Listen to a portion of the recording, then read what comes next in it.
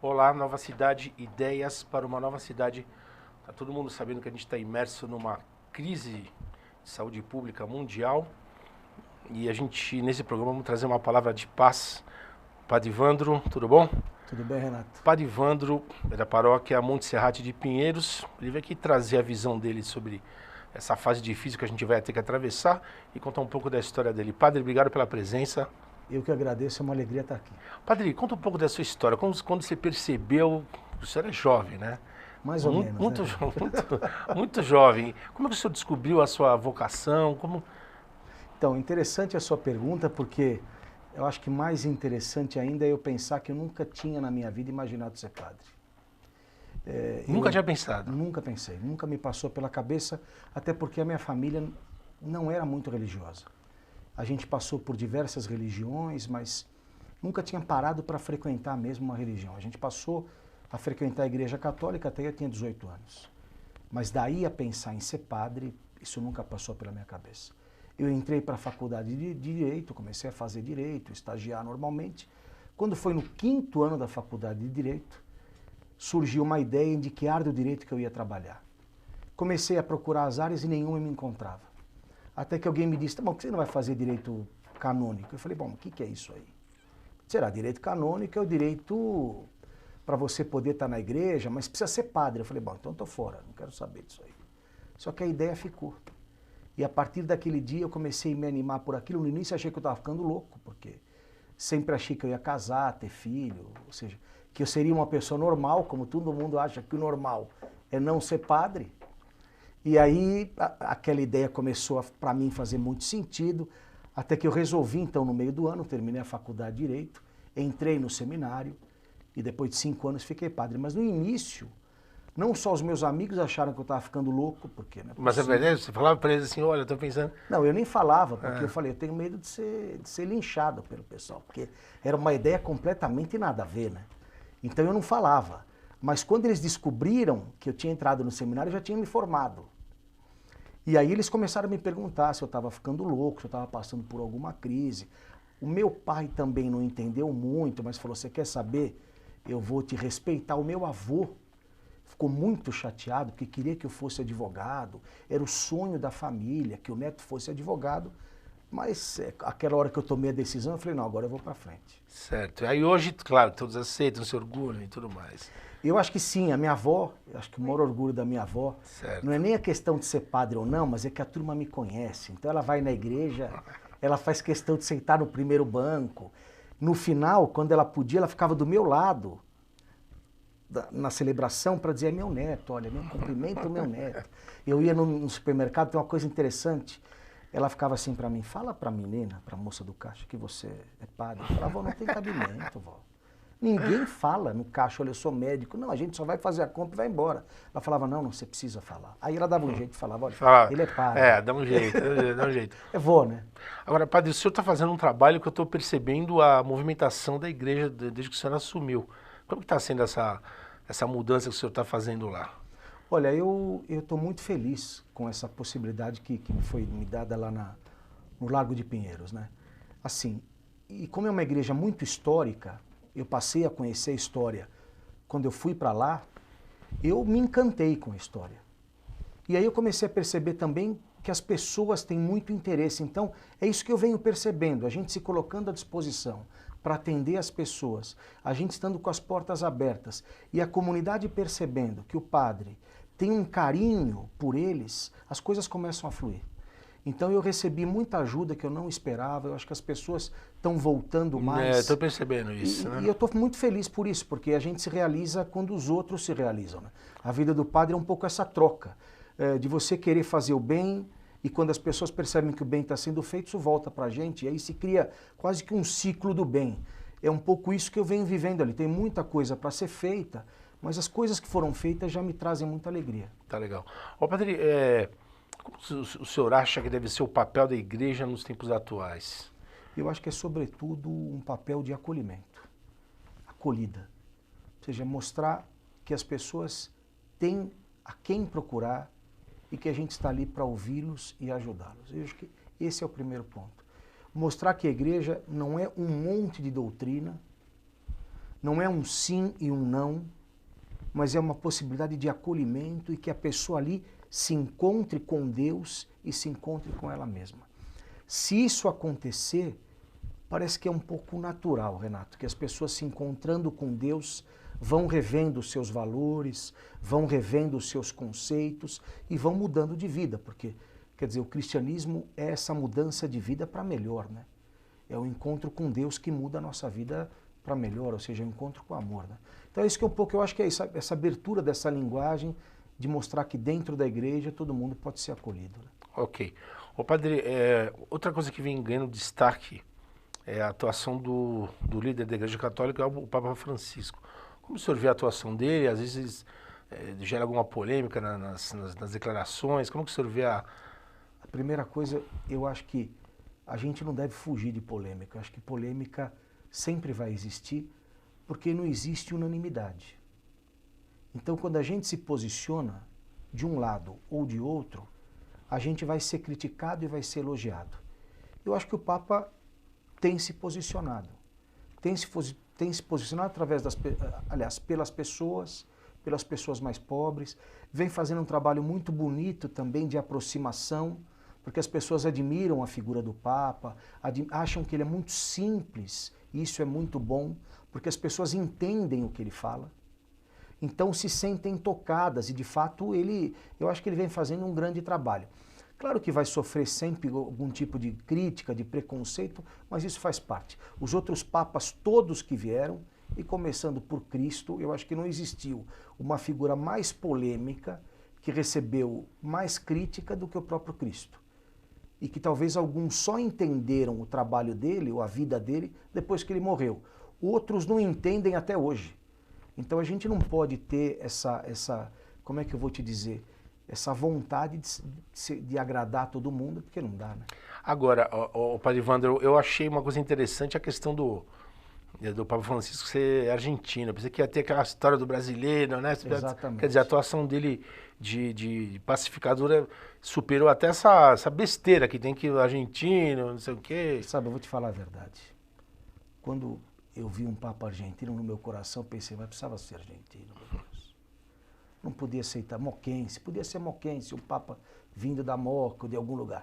Mas, claro que isso é uma brincadeira, mas eu acho que foi muito bom para o mundo inteiro, porque a América Latina, a gente ainda é visto, especialmente na Europa, como o extracomunitário. O Papa mesmo disse, eu vim do fim do mundo. Mas eu acho que é bom para quebrar paradigma, é bom para ver que a gente pode ser acolhido. E eu vou te contar um segredo aqui. Eu fui agora, tive a chance de visitar a Argentina, Buenos Aires. Nunca tinha ido à Argentina. Falei, como é que será que vão me receber, meu Deus? Vão falar de futebol, vão falar do Maradona e tal.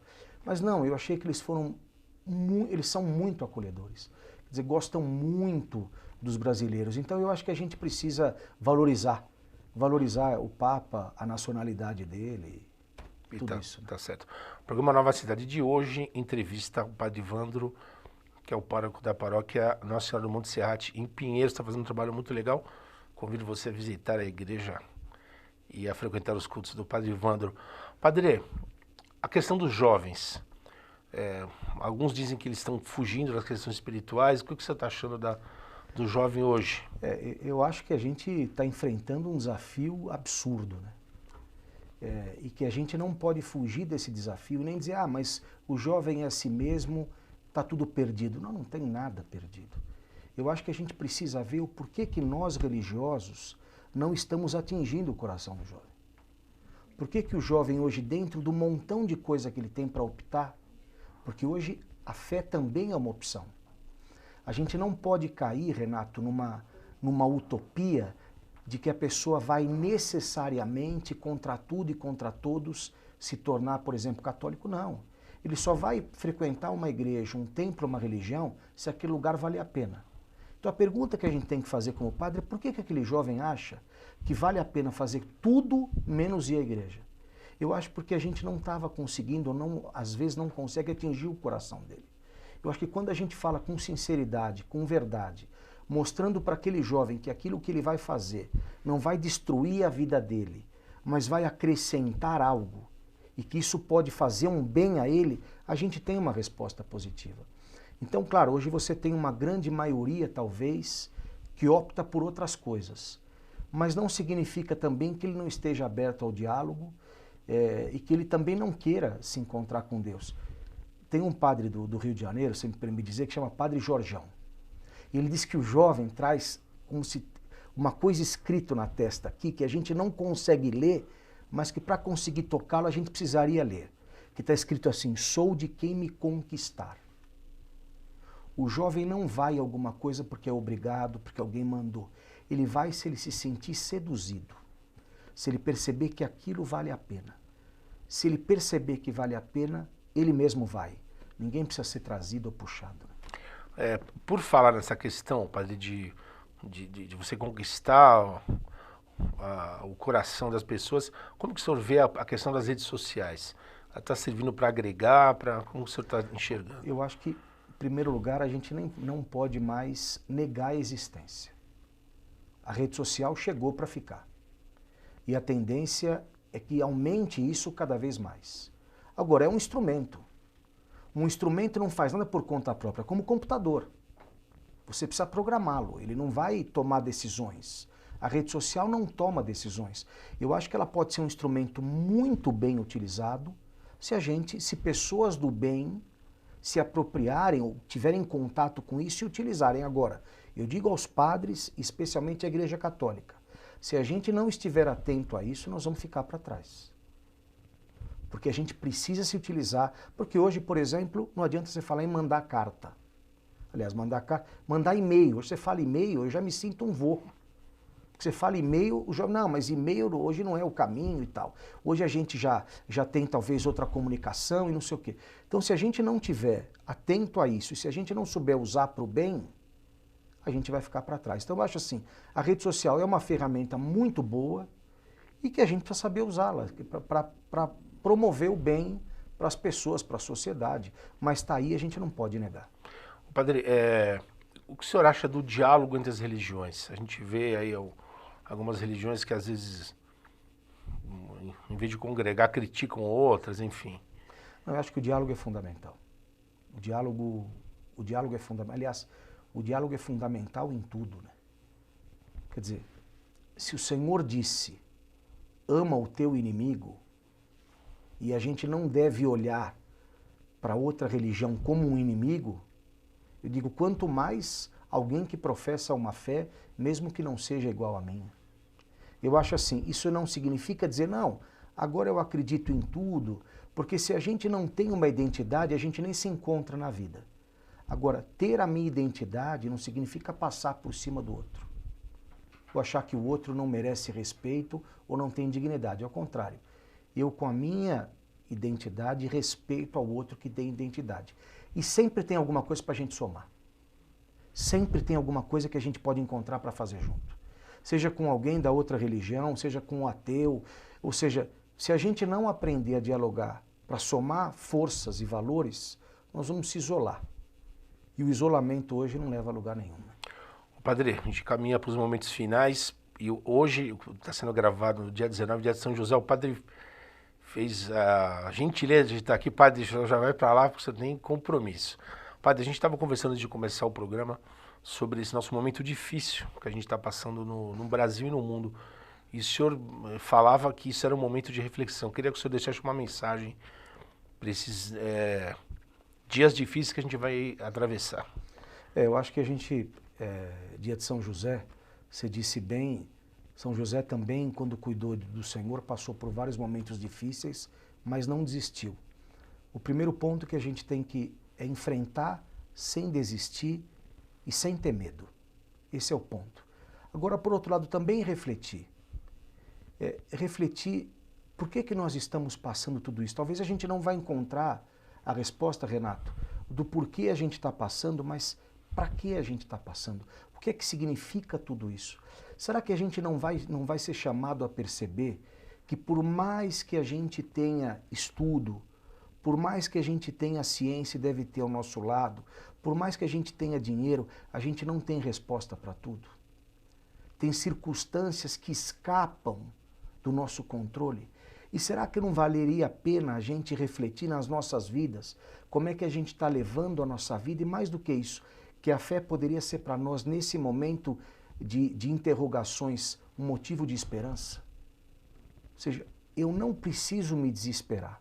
Eu devo fazer tudo que a medicina está dizendo para prevenção, mas devo confiar em Deus. Ou seja, nada é mais forte do que o amor dele.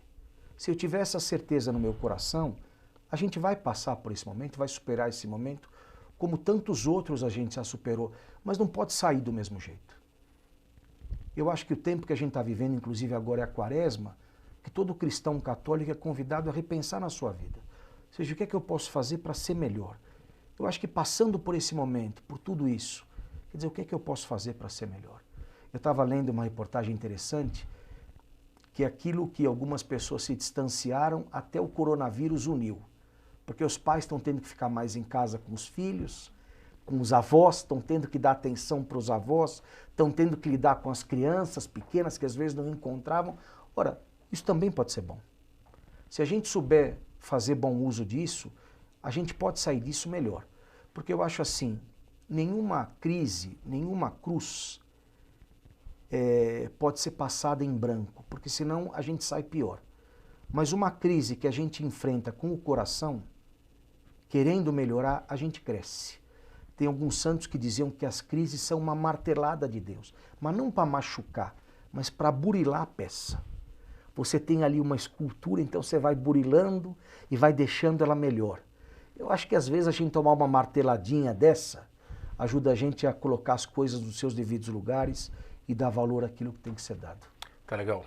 Padre, agradeço muito a sua presença, a sua gentileza de ter vindo nesse dia. O senhor tem muito trabalho para fazer, o senhor está convidado para voltar. Vai ser uma alegria, vai ser uma grande alegria. Eu agradeço o teu carinho, ter me chamado e eu disse, eu tenho que aceitar porque foi tão gentileza o teu convite. Não, que eu devia ter que estar. E foi um momento, veio a calhar, né, Padre? Uma mensagem dessa nesse momento que a gente vai atravessar aqui, não vai ser brincadeira. Então tá, gente. O programa Nova Cidade agradece ao Padre Ivandro, da paróquia Monte Serrate em Pinheiros, e a gente volta na próxima semana.